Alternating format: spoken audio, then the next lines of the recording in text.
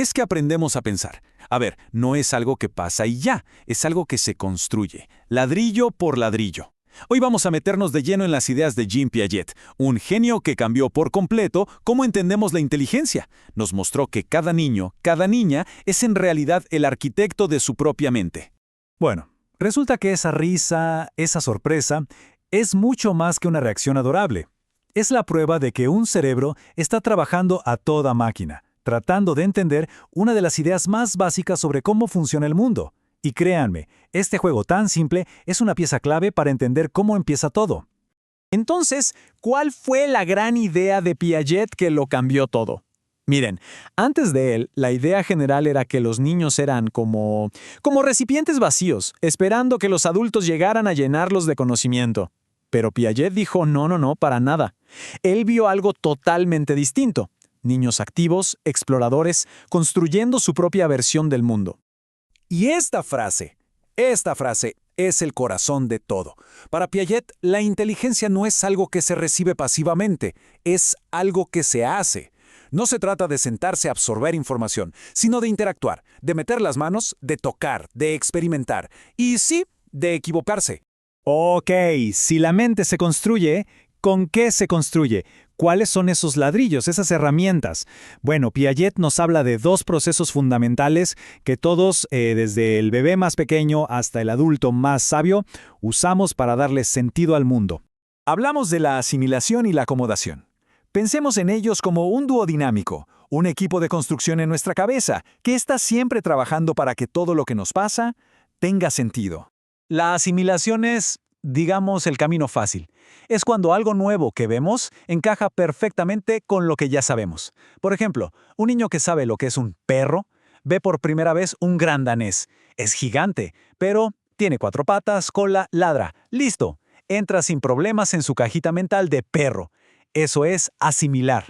Pero, ¿qué pasa cuando ese mismo niño ve un gato? Intenta meterlo en la caja de perro, pero algo no cuadra. Este animalito hace miau, no wow, camina diferente, no entra en la caja. Ahí es cuando el cerebro tiene que trabajar más y hacer espacio. Tiene que crear una caja nueva, la caja de los gatos. Eso es la acomodación, modificar nuestras ideas para que la nueva información tenga un lugar. Y aquí viene lo genial.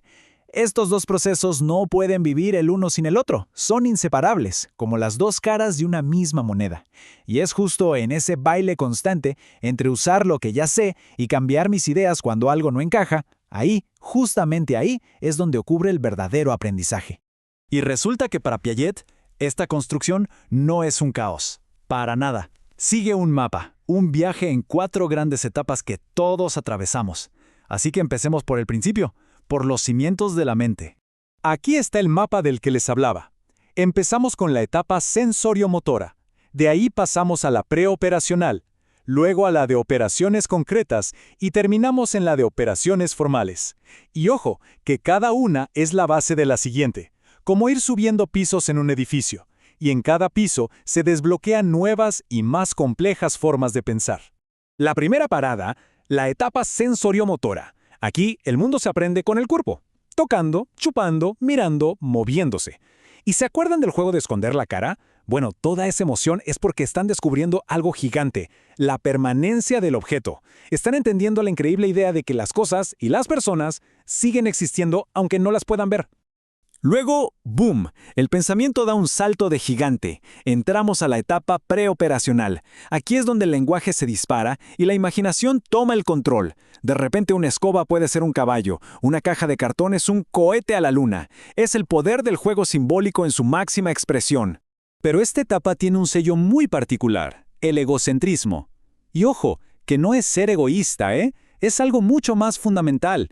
Es la dificultad de ver el mundo desde una perspectiva que no sea la propia. Si a mí me encanta un programa de tele, doy por hecho que a todo el mundo le encanta. Es como ver la vida desde una sola butaca en el cine, la propia. Ok, la construcción avanza. Ahora llegamos a las etapas donde la cosa se pone más seria, más lógica. Ya estamos en los pisos de arriba de este edificio mental, donde el pensamiento empieza a parecerse mucho más al de un adulto. Entramos a la tercera etapa, la de operaciones concretas. Aquí, por fin, la lógica entra en escena con fuerza. El pensamiento se vuelve mucho más ordenado y racional, pero tiene como un ancla. Todavía necesita de lo concreto, de las cosas que se pueden ver y tocar para poder razonar sobre ellas. El ejemplo clásico es el experimento de los vasos de agua. Imagínense la escena, 2 vasos iguales, misma cantidad de líquido. Ahora, delante del niño, vertemos el agua de un vaso a otro que es más alto y delgado. Un niño más pequeño de la etapa anterior dirá sin dudar que el vaso alto tiene más, porque solo se fija en la altura. Pero un niño en esta etapa te dirá, ¡es lo mismo! Ya entiende que aunque la forma cambie, la cantidad no lo ha hecho. Y este gran salto es posible porque la mente ha desbloqueado, digamos, nuevas herramientas, como la reversibilidad, que es poder pensar, si vuelvo a echar el agua al vaso original, se verá igual. O la clasificación, que es poder agrupar objetos por más de una característica a la vez. O la seriación, que es simplemente poder ordenar cosas en una secuencia lógica. Son herramientas mentales superpotentes. Y finalmente, llegamos a la cima del edificio, la etapa de operaciones formales. Aquí es donde el pensamiento por fin se libera, rompe las cadenas de lo concreto. Ya es posible razonar sobre ideas abstractas, como la justicia, la moralidad o el futuro. Se puede pensar en hipótesis, en el ¿qué pasaría si? Es básicamente empezar a pensar como lo haría un científico. Ahora, la teoría de Piaget fue un verdadero terremoto para la psicología y la educación. Cambió las reglas del juego. Pero, como toda gran construcción, con el paso de los años, su estructura ha sido examinada, puesta a prueba y, claro, también criticada. Su legado, sobre todo en la educación, es brutal. Miren, esa idea de que se aprende haciendo y no solo escuchando, eso es puro Piaget. Cualquier salón de clases donde se vea a los niños experimentar, tocar, construir y descubrir por sí mismos, tiene una deuda enorme con su visión. Por supuesto, la teoría no es perfecta. Hoy sabemos que el desarrollo cognitivo quizá no es una escalera tan rígida, sino más bien como olas que van y vienen. Y bueno, otros grandes pensadores como Lev Vygotsky señalaron que a Piaget quizás se le pasó un ingrediente clave, el enorme poder que tienen la cultura y la gente que nos rodea en esa construcción de la mente. Al final del día, la gran lección de Piaget sigue más viva que nunca. Aprender no es llenar un recipiente, es encender un fuego. Y su trabajo nos deja con una pregunta importantísima flotando en el aire. Si cada mente es una obra en construcción, ¿cómo podemos nosotros, padres, maestros, amigos, ser mejores proveedores de herramientas y materiales para que cada arquitecto construya su propia obra maestra?